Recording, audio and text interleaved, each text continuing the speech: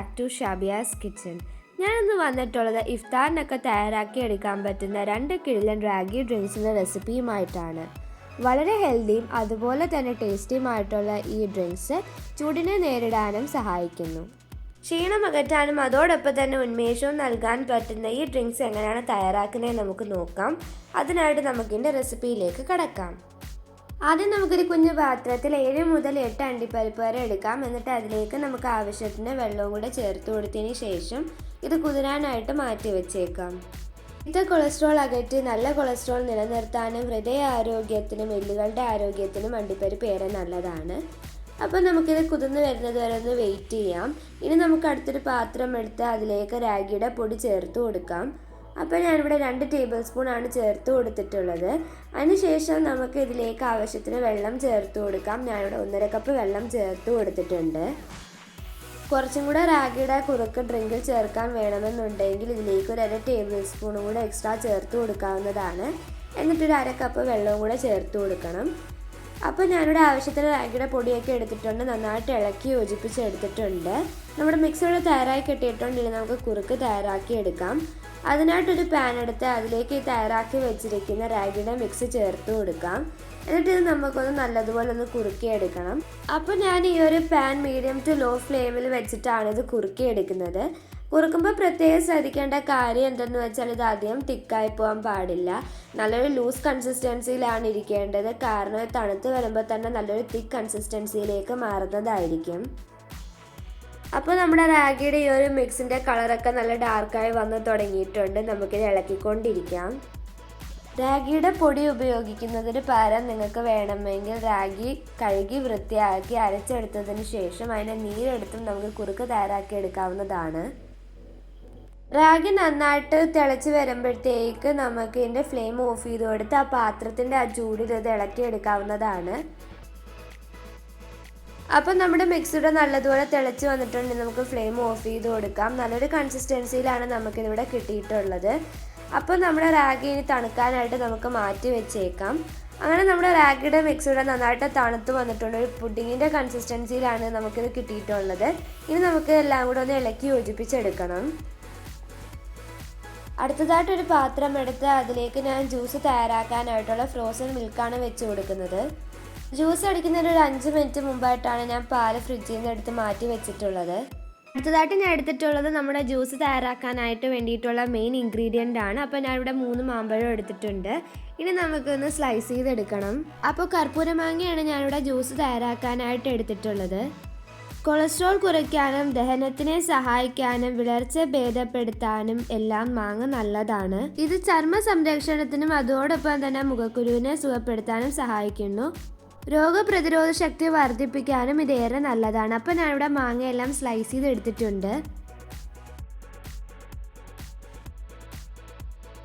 ഇനി നമുക്ക് ആദ്യത്തെ ജ്യൂസ് തയ്യാറാക്കാനായിട്ടൊരു മിക്സിയുടെ ജാർ എടുത്ത് അതിലേക്ക് സ്ലൈസ് ചെയ്ത് വെച്ചിരിക്കുന്ന മാമ്പഴം ചേർത്ത് കൊടുക്കാം.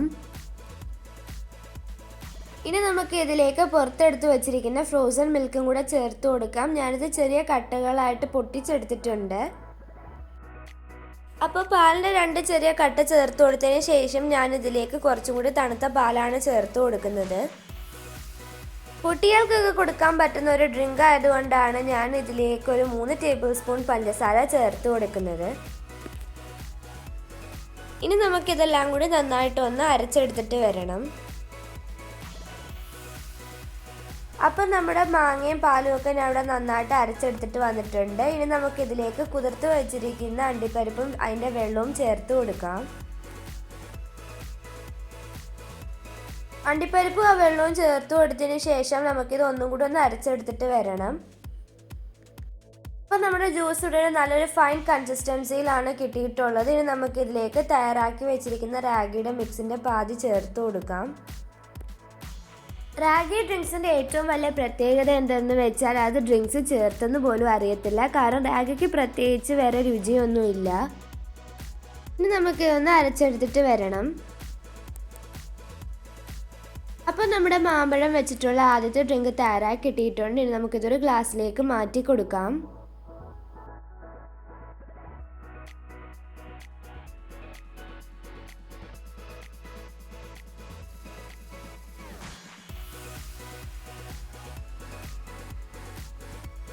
ഇനി നമുക്ക് രണ്ടാമത്തെ ജ്യൂസ് തയ്യാറാക്കാനായിട്ടൊരു പാത്രം എടുത്ത് അതിലേക്ക് പഴം സ്ലൈസ് ചെയ്ത് ഇട്ട് കൊടുക്കാം. ഞാനിവിടെ 3 ചെറുപഴമാണ് എടുത്തിട്ടുള്ളത്.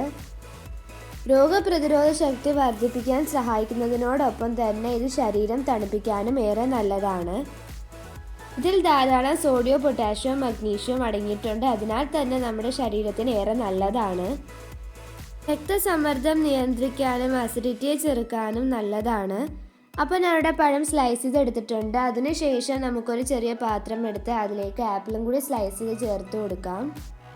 ഞാനിവിടെ ഒരു മീഡിയം സൈസ് ആപ്പിളാണ് എടുത്തിട്ടുള്ളത്. അപ്പോൾ നമ്മുടെ കണ്ണുകളുടെ ആരോഗ്യത്തിനൊക്കെ ഇതേറെ നല്ലതാണ്.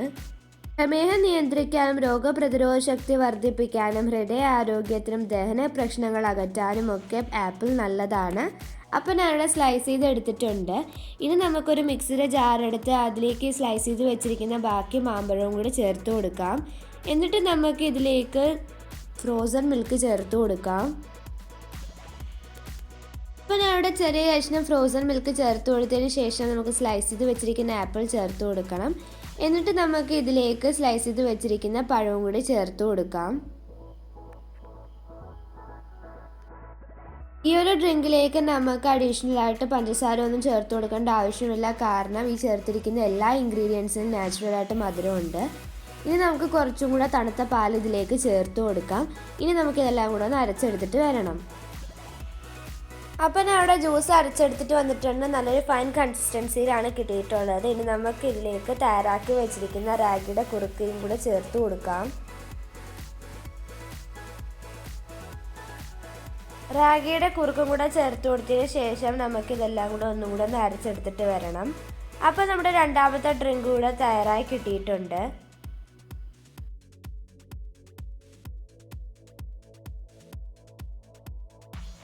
അപ്പോൾ നമ്മുടെ 2 കിടിലൻ ഇഫ്താർ ഡ്രിങ്ക്സും ഇവിടെ തയ്യാറായി കിട്ടിയിട്ടുണ്ട്.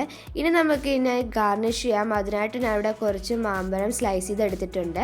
അത് ഇതിൻ്റെ മുകളിലേക്ക് ചേർത്ത് കൊടുക്കുകയാണ്. നിങ്ങൾക്ക് പല രീതിയിൽ വേണമെങ്കിൽ ഇത് ഡെക്കറേറ്റ് ചെയ്തെടുക്കാവുന്നതാണ്. പിന്നെ അതിൻ്റെ മുകളിലായിട്ട് കുറച്ചേറെ മാമ്പഴം തന്നെ ചേർത്ത് കൊടുക്കുന്നുണ്ട്. ഇനി നമുക്ക് ഇതിൻ്റെ മുകളിലേക്ക് കുറച്ച് തേനും കൂടെ ഒന്ന് ഒഴിച്ചു കൊടുക്കാം. നമുക്ക് പാർട്ടികളിലേക്കും കൂടെ തയ്യാറാക്കാൻ പറ്റിയ നല്ല കിടിലൻ ഡ്രിങ്കാണിത്. ടേസ്റ്റിൻ്റെ കാര്യത്തിൽ ഇത് സാധാ മാംഗോ സ്മൂതിയെക്കാട്ടിയും ഏറെ മുകളിലാണ്. അപ്പോൾ എല്ലാവർക്കും എൻ്റെ ഈ 2 കിടിലൻ ഡ്രിങ്ക്സും ഇഷ്ടപ്പെട്ടെന്ന് വിചാരിക്കുന്നു. ഇതുവരെ ഇങ്ങനെ ട്രൈ ചെയ്തിട്ടില്ലാത്തവരുണ്ടെങ്കിൽ തീർച്ചയായും ട്രൈ ചെയ്ത് നോക്കി നിങ്ങളുടെ വിലയേറിയ ഫീഡ്ബാക്ക്സ് കമൻറ്റ് ബോക്സിൽ അറിയിക്കാനും മറക്കരുത്. ഇനിയും ഇതുപോലെ കിടിലൻ റെസിപ്പീസുമായി വരുന്നത് വരെ ഒരു ഷോർട്ട് ബ്രേക്ക്. ബൈ.